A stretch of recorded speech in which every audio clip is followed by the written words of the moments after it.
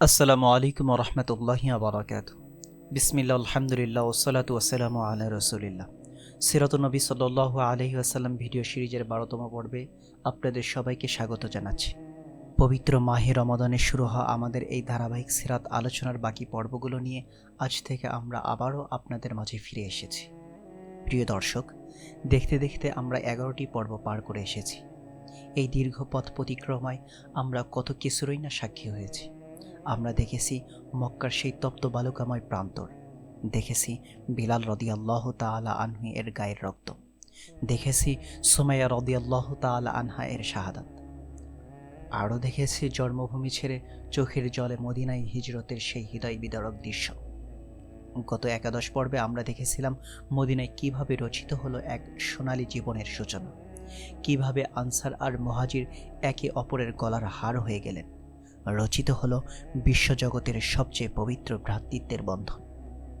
কিন্তু সত্যের পথ কি কখনো এত সহজে কুমাস্তীর্ণ হয়? মক্কায় বসে কাফেররা মদিনার এই শান্তি আর ইসলামের এই উত্থান কিছুতেই মেনে নিতে পারছিল না। তাদের অন্তরে ধিক ধিক করে জ্বলছিল প্রতিহিংসার আগুন। আজ দ্বাদশ পর্বে আমরা জানব সেই ঈর্ষার আগুন কিভাবে মদিনার দিকে ধেয়ে আসলো এবং কিভাবে রচিত হলো হক ও বাতিলের প্রথম মুখোমুখি সংঘাত, বদরের সেই ঐতিহাসিক প্রেক্ষাপট। চলুন হারিয়ে যাই ১৪০০ বছর আগের সেই ধূলিময় আরবের দিনগুলোতে। মক্কার কুরাইশরা যখন দেখল যে মুসলিমরা মদিনায় নিরাপদে আশ্রয় পেয়ে গেছে, তখন তাদের ক্রোধ যেন বহুগুণে বেড়ে গেল। তারা মদিনার আনসারদের নেতা আব্দুল্লাহ ইবনে ওবাইকে একটি হুমকিপূর্ণ চিঠি পাঠালেন।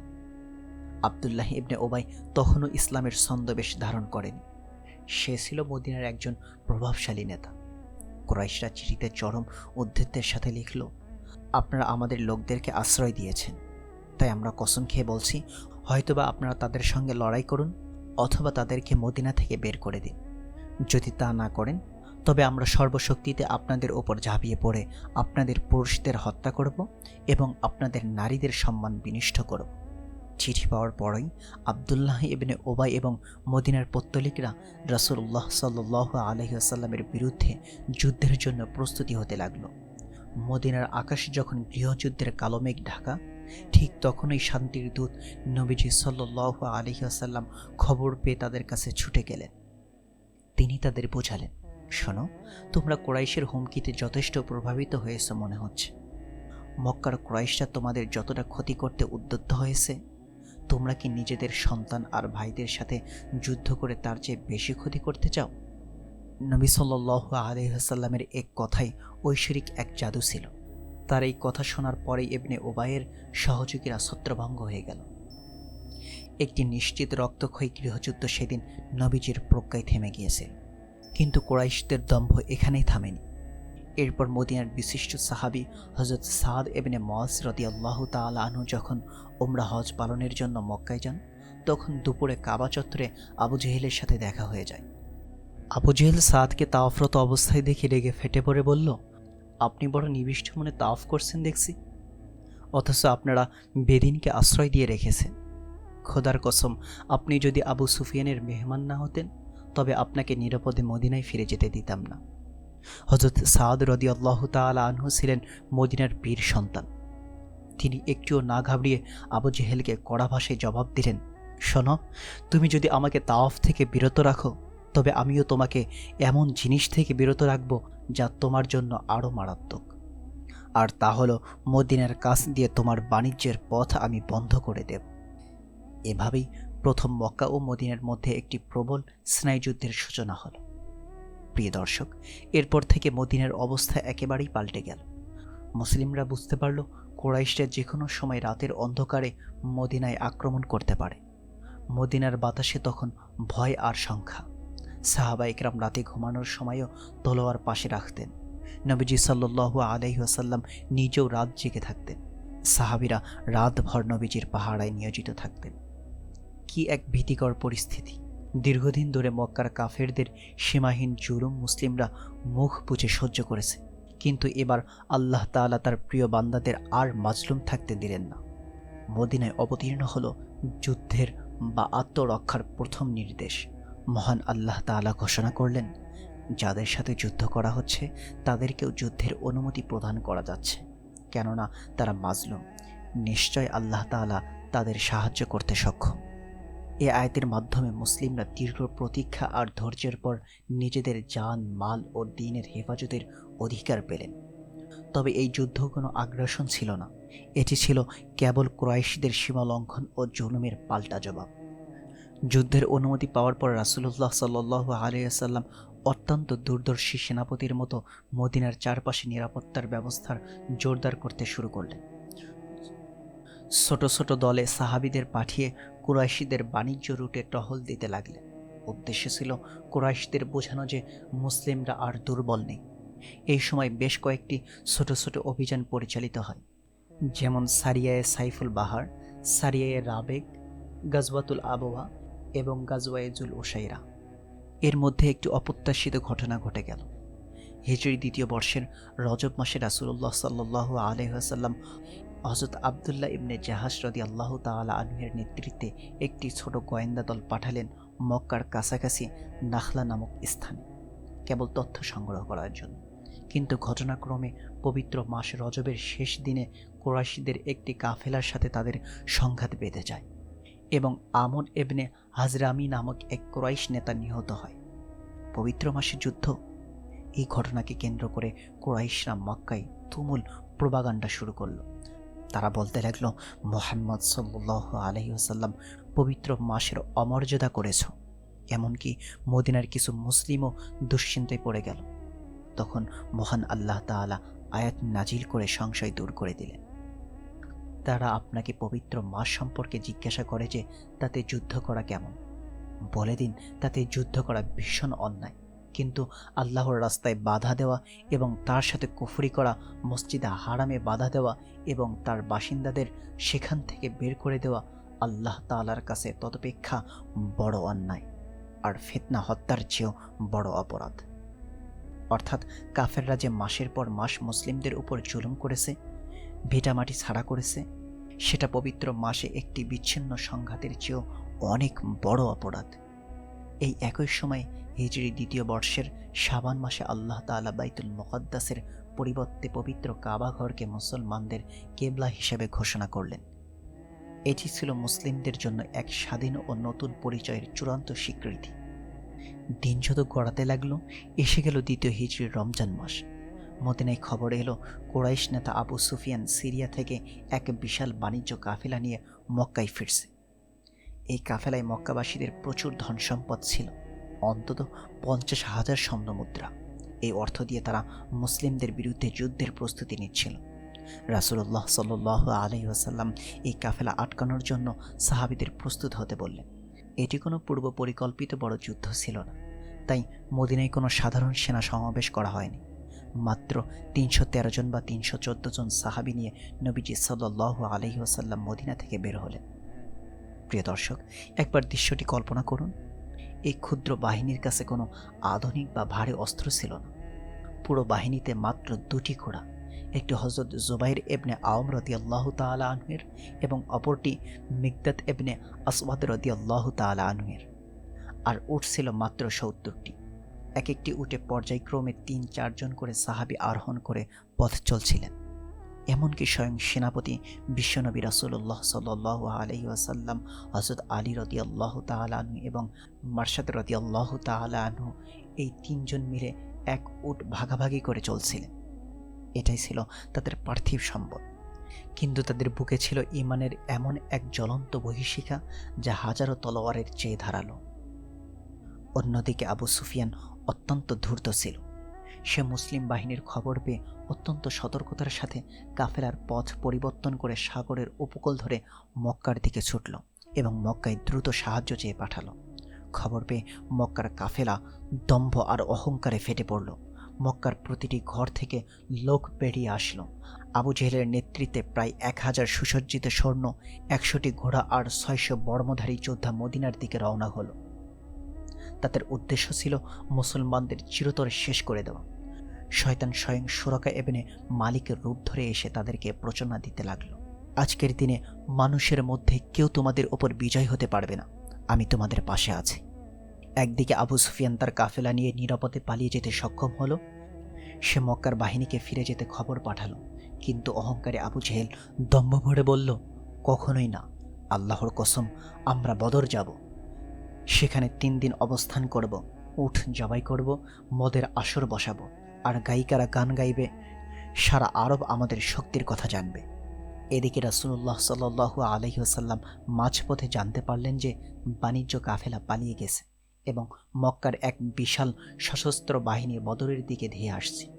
মুসলিমরা তো কোনো বড় যুদ্ধের প্রস্তুতি নিয়ে আসেনি। এখন কি হবে? রাসূলুল্লাহ সাল্লাল্লাহু আলাইহি ওয়াসাল্লাম সাহাবীদের নিয়ে এক জরুরি পরামর্শ সভা বা শুরা ডাকলেন। তিনি পরিস্থিতি তুলে ধরে সাহাবীদের মতামত চাইলেন। প্রথমে হযরত আবু বকর রাদিয়াল্লাহু তাআলা আনহু, এরপর হযরত ওমর রাদিয়াল্লাহু তাআলা আনহু দাঁড়িয়ে রাসূলুল্লাহ সাল্লাল্লাহু আলাইহি ওয়াসাল্লামের প্রতি তাদের পূর্ণ আনুগত্য প্রকাশ করে চমৎকার বক্তব্য দিলেন। এরপর উঠে দাঁড়ালেন হযরত মিকদাদ ইবনে আমর রাদিয়াল্লাহু তাআলা আনহু। তার সেই ঐতিহাসিক ভাষণ আজও মুমিনদের রক্তে শিহরণ জাগায়। তিনি দীপ্ত কণ্ঠে বললেন, হে আল্লাহর রাসূল, আল্লাহ আপনাকে যে পথ প্রদর্শন করেছেন সে পথে আপনি চলতে থাকুন। আমরা সর্ব অবস্থায় আপনার সাথে রয়েছি। আল্লাহর কসম, আমরা আপনাকে এই কথা বলবো না যে কথা বনি ইসরাইল মূসাকে বলেছিল, যে যাও তুমি আর তোমার প্রতিপালক গিয়ে যুদ্ধ করো, আমরা এখানেই বসে রইলাম। বরং আমরা বলবো, আপনিও আপনার প্রভু যুদ্ধ করুন, আমরাও আপনাদের সাথে থেকে যুদ্ধ করব। আপনার ডানে, আপনার বামে, আপনার সামনে, আপনার পিছনে, সব জায়গা থেকে আমরা প্রতিরোধ করব। নবীজি সাল্লাল্লাহু আলাইহি ওয়াসাল্লাম এই কথা শুনে ভীষণ আনন্দিত হলেন, কিন্তু তিনি আনসারদের মতামতের অপেক্ষা করছিলেন। কারণ আকাবার চুক্তিতে আনসারদের কেবল মদিনার ভেতরের থেকে নবীজিকে রক্ষা করতে বাধ্য ছিল, মদিনার বাইরে গিয়ে যুদ্ধ করতে নয়। রাসূলুল্লাহ সাল্লাল্লাহু আলাইহি ওয়াসাল্লাম এর চোখের ভাষা বুঝতে পেরে আনসারদের নেতা হযরত সাদ ইবনে মুআজ রাদিয়াল্লাহু তাআলা আনহু দাঁড়িয়ে গেলেন। তিনি বললেন, হে আল্লাহর রাসূল, মনে হয় আপনি আনসারদের উদ্দেশ্যেই কথাগুলো বলছেন। নবীজি বললেন, হ্যাঁ। তখন সাদ রাদিয়াল্লাহু তাআলা আনহু এমন কিছু কথা বললেন যা ইসলামের ইতিহাসে স্বর্ণাক্ষরে লেখা আছে। তিনি বললেন, আমরা আপনার উপর ঈমান এনেছি, আপনি যা নিয়ে এসেছেন তা সত্য বলে সাক্ষ্য দিয়েছি। আল্লাহর কসম, আপনি যদি অগ্রসর হয়ে আমাদের নিয়ে ওই সমুদ্রেও ঝাঁপিয়ে পড়তে চান, তবে আমরাও আপনার সাথে সাগরে ঝাঁপিয়ে পড়ব, আমাদের একজন লোকও পিছু হটবেন। আগামীকালের যুদ্ধে শত্রুর সম্মুখীন হতে আমরা মোটেও ভয় পাই না। আপনি আল্লাহর নামে আমাদের নিয়ে চলুন। সাহাবীদের এই পর্বতসম ঈমান আর ভালোবাসা দেখে রাসূলুল্লাহ সাল্লাল্লাহু আলাইহি ওয়াসাল্লামের চেহারা মোবারক উজ্জ্বল হয়ে উঠল। তিনি সাহাবীদের সুসংবাদ দিলেন, চলো এবং আনন্দ চিত্তে চলো। আল্লাহ তাআলা আমাদের সাথে 2টি দলের যে কোনো একটির ওয়াদা করেছেন। আল্লাহর কসম, আমি যেন এখনোই কাফের সম্প্রদায়ের বদ্ধভূমিগুলো দেখতে পাচ্ছি। যুদ্ধক্ষেত্রের কাছাকাছি পৌঁছে নবীজি সাল্লাল্লাহু আলাইহি ওয়াসাল্লাম অসাধারণ সাময়িক প্রজ্ঞার পরিচয় দিলেন। তিনি এবং আবু বকর রাদিয়াল্লাহু তাআলা আনহু ছদ্মবেশে এক বৃদ্ধের কাছ থেকে শত্রুর অবস্থান সম্পর্কে তথ্য সংগ্রহ করলেন। এরপর হযরত আলী, জুবাইর এবং সাদ ইবনে আবি ওয়াক্কাস রাদিয়াল্লাহু তাআলা আনহু এর একটি গোয়েন্দা দল কুরাইশদের পানি সরবরাহকারী 2 জন গোলামকে বন্দী করে আনল। রাসূলুল্লাহ সাল্লাল্লাহু আলাইহি ওয়াসাল্লাম তাদের জিজ্ঞেস করলেন, কুরাইশরা প্রতিদিন কয়টি উট জবাই করে? তারা জানালো, কোনোদিন 9টি, কোনোদিন 10টি। নবীজি সাল্লাল্লাহু আলাইহি ওয়াসাল্লাম সাথে সাথে চমৎকার এক গাণিতিক হিসাব করে সাহাবীদের জানিয়ে দিলেন, তাহলে তাদের লোক সংখ্যা 900 থেকে 1000-এর মধ্যে। এবং তিনি জানতে পারলেন মক্কার বড় বড় সব অহংকারী নেতারাই এই বাহিনীতে এসেছে। 17ই রমজানের রাত, আগামীকাল মহাযুদ্ধ। কিন্তু আল্লাহ তাআলা তার এই ক্লান্ত, শান্ত, দুর্বল বান্দাদের এক অদ্ভুত উপহার দিলেন। সেই রাতে বদর প্রান্তরে অঝোর ধারায় বৃষ্টি হলো। এই বৃষ্টি কাফেরদের দিকে ছিল মুষলধারে, যা তাদের এলাকাকে কাদমায় ও পিচ্ছিল করে দিল। তাদের হাঁটা চলা কঠিন হয়ে গেল। আর মুসলিমদের দিকে সেই একই বৃষ্টি হলো রহমত হয়ে।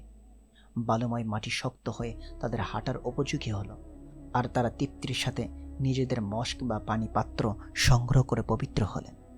আল্লাহ তাআলা এই অসীম রহমতের কথা কোরআনে এভাবে বলেছেন, আর তিনি আকাশ হতে তোমাদের ওপর বাড়ি বর্ষণ করেছিলেন, তোমাদের উপর থেকে শয়তানি পঙ্কিলতা দূর করার জন্য। তোমাদের দিলকে মজবুত করার জন্য এবং পাকে স্থির রাখার জন্য।